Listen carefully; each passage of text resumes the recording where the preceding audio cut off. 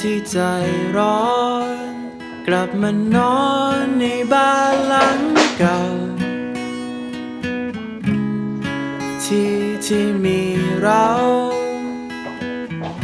ยังมีเงาความฝัน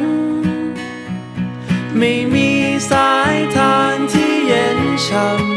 ำไม่มีสายลมจากฟ้าแต่จะเป็นหลังคาให้ทุกเวลาที่เธอเหนื่อยล้าฉันไม่ใช่บ้านหลังใหญ่ไม่มีอะไรให้พัก